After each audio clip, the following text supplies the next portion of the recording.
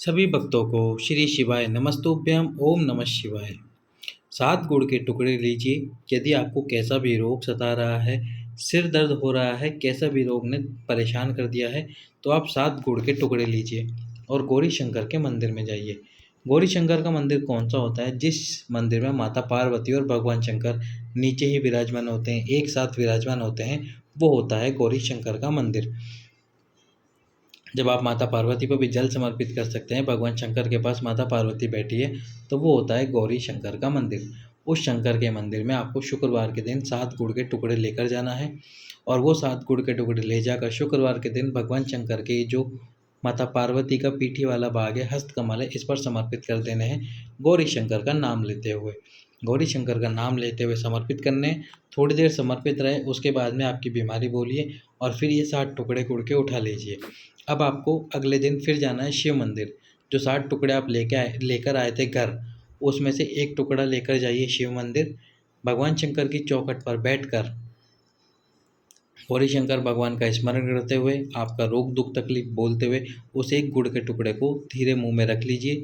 धीरे धीरे चबा चबा के उसको खा लीजिए। फिर वापस घर चले जाइए। अगले दिन रविवार के दिन फिर से एक गुड़ का टुकड़ा लेके आइए घर से। जो आपने चढ़ाया था 7 टुकड़े, वो आपको घर लेके जाने हैं। उसमें से एक एक टुकड़ा वापस लेके आना है।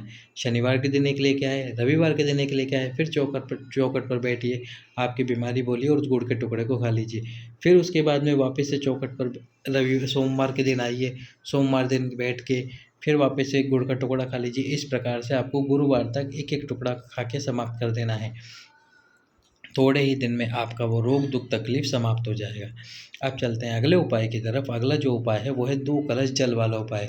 2 कलश जल जो आप घर से लेकर जाते हैं कावड़ की तरह, तो उन 2 कलश जल, यदि आपको कोई रोग सता रहा है, कोई दुख तकलीफ है, तो आप उन 2 कलश जल को जब भगवान शंकर पे समर्पित करो, तो समर्पित करते समय कुंदकेश्वर महादेव का नाम लीजिए। इस कुंदकेश्वर महादेव की वजह से रोगों का नाश होता है, रोग समाप्त होते हैं। तो कुंदकेश्वर महादेव का नाम लीजिए। कुंदकेश्वर महादेव की कृपा से रोग समाप्त होते हैं।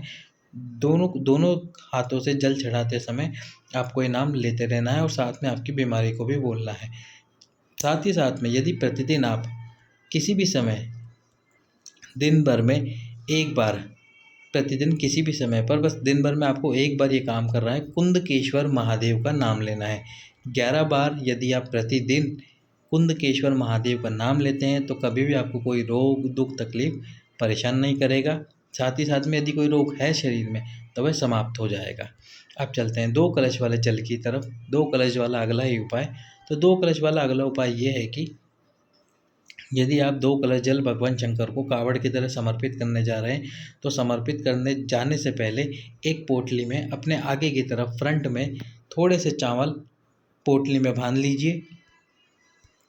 थोड़े से चावल बांध लीजिए पोटली में। और फिर जब आप भगवान शंकर को दोनों हाथों से जल समर्पित कर दें, तो उसके बाद उस पोटली को खोलकर उसके चावल बाबा पर चढ़ा दीजिए, भगवान शंकर के शिवलिंग पर समर्पित कर दीजिए। यदि आपको वंश की वृद्धि नहीं हो रही, संतान की प्राप्ति नहीं हो रही, तो ये उपाय आपको वंश की वृद्धि भी कराएगा और संतान की प्राप्ति भी कराएगा।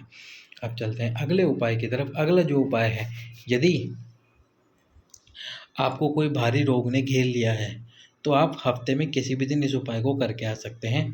किसी विशेष दिन जाएंगे तो ज़्यादा अच्छा रहेगा, जैसे सोमवार के दिन, प्रदोष के दिन। बाकी तो आप किसी भी दिन करके आ सकते हैं। तो आपको क्या करना है, बेलपत्र की जड़ को लेना है। बेलपत्र को जड़ को लेकर अच्छे से घिस लीजिए। घिसकर उसका चंदन का लेपन बना लीजिए, यानी कि उसका लेपन बना लीजिए।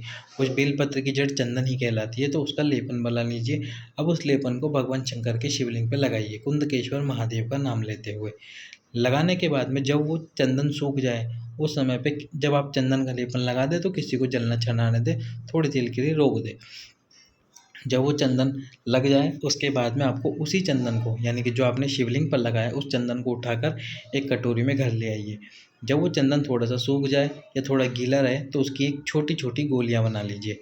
छोटी छोटी गोलियां बना लीजिए। हफ्ते में एक दिन किसी भी समय श्री शिवाय नमस्तुभ्यम बोलकर इन गोलियों को खाना प्रारंभ कीजिए। एक गोली एक हफ्ते में, यदि 4 गोलियां बनाई है, तो महीने में 4 गोलियां खाना शुरू कीजिए।